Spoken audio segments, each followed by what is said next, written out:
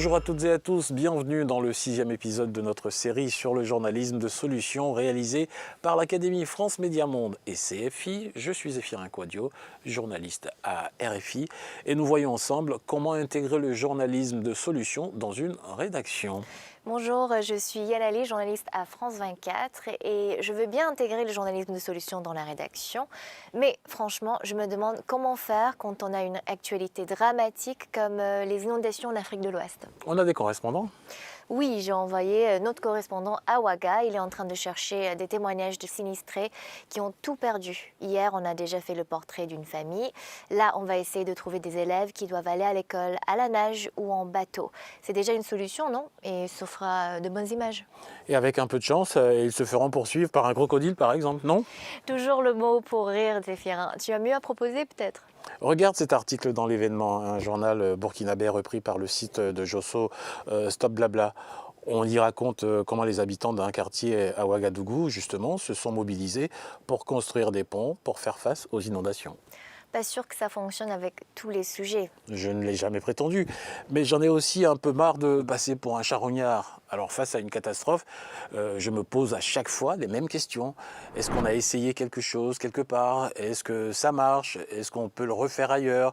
Et qui met en œuvre les mesures les plus efficaces, par exemple? Ok, mais ce type de raisonnement, ça ne marche pas à tous les coups.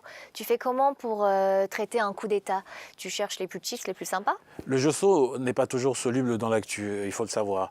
Et ce n'est d'ailleurs pas sa vocation, hein. Mais après le coup d'État, les jours suivants, oui, je cherche à voir comment des pays ont pu se sortir de telles situations. Je reste dubitatif quand même. Ton truc, ça peut pas marcher à tous les coups. Aujourd'hui, on a des conflits communautaires, religieux, raciaux à traiter ou des querelles politiques inextricables. Si je suis honnête, je donne la parole aux deux camps, mais je peux pas faire plus. Si, mais il faut changer l'algorithme dans ta tête, celui qui t'incite à faire toujours la même chose. Tu penses faire de ton mieux, mais après ton reportage, la situation va empirer. Il y a une journaliste d'investigation américaine qui a écrit un essai sur ça. Tiens, ça s'appelle Complicative the Narrative. Et elle conclut que nous, les journalistes, quand on couvre des zones de conflit, on souffle sur les braises et on conforte les extrêmes. J'ai déjà l'impression d'avoir entendu ça. Vous, les journalistes, vous faites le jeu d'un tel ou d'un tel, on lui donne la parole. Et à la fin, à vouloir éviter les mots qui fâchent, on finit par l'autocensure. Oui, tu as raison. C'est un danger. C'est pour ça que le Josso ne peut pas être un média d'actu, mais être complémentaire de l'info telle qu'elle est, pratiquée, posée, un regard différent. C'est le journalisme à deux yeux. Tu me citais tout à l'heure la couverture des conflits interethniques.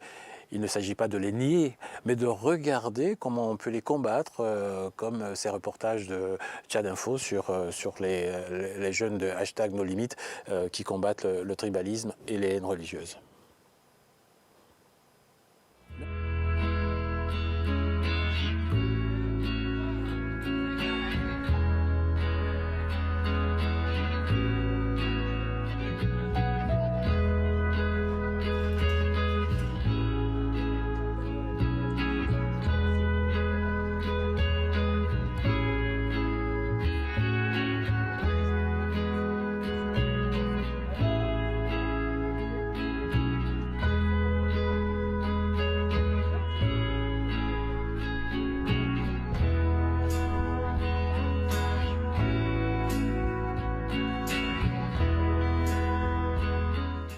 Mais on reviendra plus tard sur ce journalisme de réconciliation.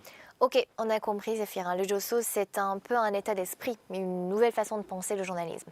Mais franchement, j'ai le sentiment que dans le flux de l'actu, on aura rarement l'occasion de mettre en place des bonnes résolutions. Mais c'est pour ça que le Josso est souvent déconnecté de l'actu, justement. On ne suit pas le même agenda. C'est souvent une rubrique dans un média, comme Le Figaro demain, le Plan B du Monde ou la rubrique Solutions de Nice Matin. C'est parfois un média à lui tout seul. Rien qu'en France, tous ces journaux sont imprégnés de Josso à quasiment toutes les pages. Kaizen, Oui Demain, So Good, Uzbek, Erika.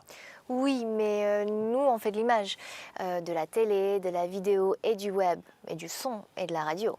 Il y a aussi des émissions radio ou des podcasts consacrés au Josso.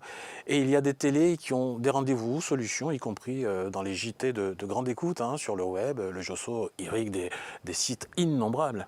Ok, On s'y met alors, ça a l'air simple en fait. Oui, à condition de suivre la bonne méthode, celle qu'on va commencer à appliquer dans le prochain épisode.